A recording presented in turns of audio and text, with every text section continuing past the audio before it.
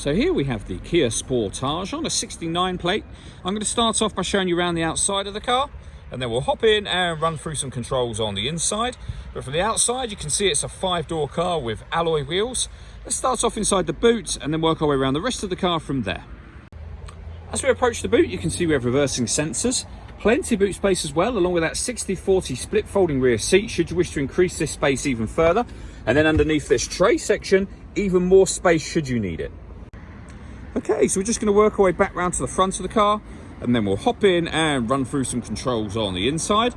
But now that we've done a full circle of it, you can see it's in excellent condition the whole way round. Just briefly before we climb in, I think it's well worth seeing the interior from this exterior point of view. There's plenty to run through on the dashboard, so let's hop in and we'll do that now. Okay, now that we're inside the car, we're going to start with the dials. On the left-hand side, we have the rev counter, and on the right-hand side, the speedometer and fuel gauge. In the middle, you can see the total miles for this car, which are 8,461. Above that, we have a digital readout for the speedometer. You can change the information that's displayed there for various bits of trip computer information, and there are other menus available as well, so satellite navigation, vehicle settings, and user settings. If we back out to the steering wheel, the buttons I was using just a moment ago are here. We've also got cruise control over that side. On the left-hand side, we have stereo controls through the middle, phone controls at the bottom and at the top, and they include voice activation for the phone.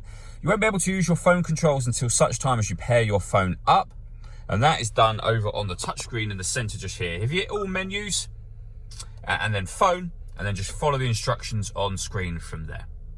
When it comes to music in this car, we have the radio, of course. You'll see this car's got DAB, FM, and AM radio. If you want to listen to your own music, you can do. At the moment, nothing is connected, so this won't work.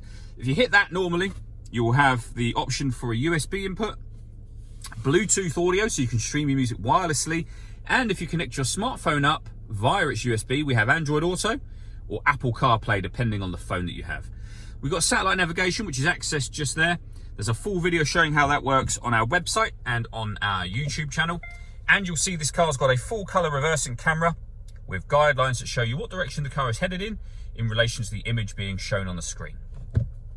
Working our way down from that, we have the main volume for the stereo and some buttons there that you can directly access certain elements of the satellite navigation or radio, etc., directly from those buttons.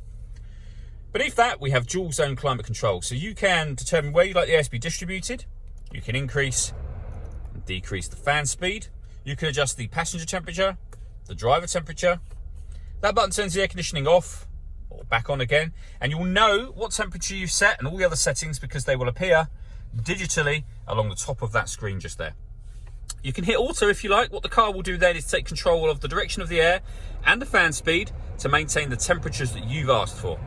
To override that, readjust the fans at any point you wish to.